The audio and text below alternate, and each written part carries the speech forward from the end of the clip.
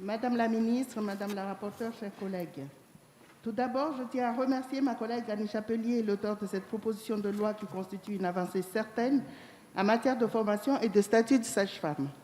Comme vous l'avez souligné dans les avant-propos du rapport, c'est une étape certes significative, mais qui n'a pas vocation à répondre à l'ensemble des revendications de cette profession médicale. J'aimerais m'arrêter sur l'article 1 relatif à l'intégration universitaire des sages-femmes. Je ne peux que me réjouir des apports de la proposition sur ce sujet. Toutefois, des interrogations restent en suspens, notamment sur le sort des professionnels formant les futures sages-femmes, à savoir les sages-femmes enseignantes. Quel avenir pour elles? En effet, pour former les jeunes sages-femmes avec le niveau d'exigence attendu aujourd'hui, il faut permettre aux sages-femmes enseignantes d'obtenir un statut bi-appartenant alliant enseignement à l'université, recherche et activité, quel que soit leur diplôme, et d'avoir un niveau de rémunération conforme à leurs compétences, au moins égal à leurs homologues cliniciennes ou ayant des fonctions d'encadrement à l'hôpital. Or, à ce niveau, il reste beaucoup à faire.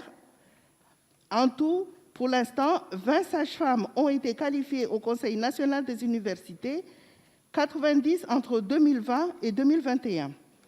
Actuellement, selon le site du Collège national des sages-femmes, seules 2 sages-femmes sont maîtres de conférences en maïeutique et un professeur des universités.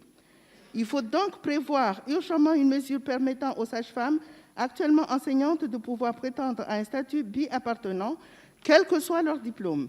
De même, comme vous l'avez mentionné, ces réflexions devraient être engagées entre l'État, les régions et les universités sur les modalités de financement de la formation des sages-femmes intégrées à l'université. Se pose bien sûr en corollaire la question du complément de traitement indiciaire, qui exclut en effet les sages-femmes hospitalières mises à disposition des universités de ce dispositif de revalorisation salariale. Aussi, si nous parvenons à trouver une solution pérenne pour ces sages-femmes enseignantes, nous parviendrons à parachever l'intégration universitaire des sages-femmes que nous appelons tous de nos voeux, tout comme Madame la rapporteure. Merci, mes chers collègues. Monsieur Ruffin.